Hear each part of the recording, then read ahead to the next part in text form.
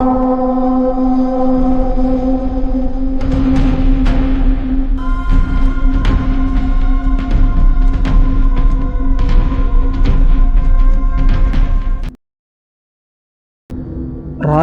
సమయం 12:47 అనగనగా ఒక దట్టమైన అడవి మధ్యలో ఒక పాత ఇల్లు ఉండేది. ఆ ఇంట్లో కిరణ్ అనే అబ్బాయి ఒక్కడే ఉండేవాడు. ఆ ఇల్లు ఎవరు అద్దెకు తీసుకోరు. కారణం ఒకటే, ఆ ఇంట్లో ఎవరు నిద్రపోతే వాళ్ళకు చివరి రాత్రి అని భయపడేవారు. కిరణ్ కు ఇవన్నీ తెలియవు. ఉద్యోగం కోసం ఊరికి వచ్చాడు. చౌక అద్దె అని ఆ ఇంట్లోకి వెళ్ళాడు.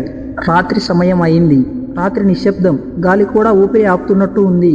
అదే సమయంలో పాత ల్యాండ్లైన్ ఫోన్ మోగింది.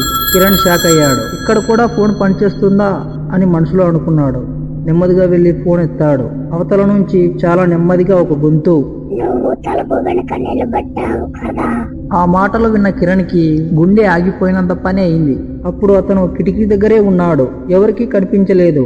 అప్పుడు కిరణ్ భయపడుతూ, ఎవరు మీరు అని అడిగాడు. ఫోన్లో అవతల నుంచి నవ్వు, చాలా భయంకరమైన నవ్వు నవ్వుతున్నారు. ఎవరో.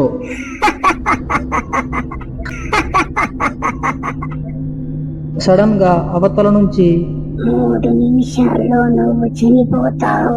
ఆ మాటలు విన్న కిరణ్ భయపడుతూ వెంటనే ఫోన్ కట్ చేస్తాడు. కిరణ్ వణికిపోతూ తలుపు దగ్గరకు వెళ్ళాడు. తలుపు బయట నుంచి నెమ్మదిగా గోకే శబ్దం గట్టిగా వినిపిస్తుంది. అప్పుడు కిరణ్ తలుపు తెరవకుండా భయపడుతూ ఉంటాడు. అప్పుడే హఠాత్తుగా కిరణ్ వెనుక నుంచి ఎవరో మాట్లాడతారు. నువ్వు చాలా ఆలస్యం చేశావు. అప్పుడు కిరణ్ కి తన వెనకాల ఎవరో ఉన్నారని అర్థమవుతుంది. వెంటనే కిరణ్ తన వెనకాల ఉన్న అద్దంలో చూస్తాడు. అద్దంలో చూసి చాలా భయపడతాడు. తన కళ్ళను తనే నమ్మలేకపోతాడు. ఎందుకంటే అద్దంలో ముఖం లేని ఒక ఆడ ఆత్మ కళ్ళ నుంచి రక్తం కారుతుంది. కిరణ్ ఆ ఆత్మను చూస్తూ చాలా భయపడుతూ ఉంటాడు.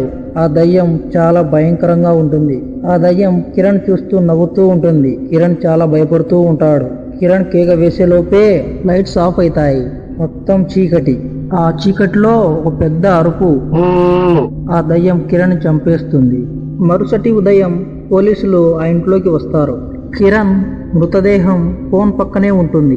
పోలీసులు ఆ ఇంటిని మొత్తం చూస్తారు. అలాగే కిరణ్ పక్కనే ఉన్న ఫోన్ చూస్తారు. అందులో చివరి కాల్ టైం 12:47 ఉంటుంది. కాలర్ పేరు కిరణ్ అని ఉంటుంది. అంటే ఆ రాత్రి కిరణ్ కాల్ చేసింది ఎవరో మీకు అర్థమైంటే కామెంట్ చేయండి. For more videos like and subscribe my channel.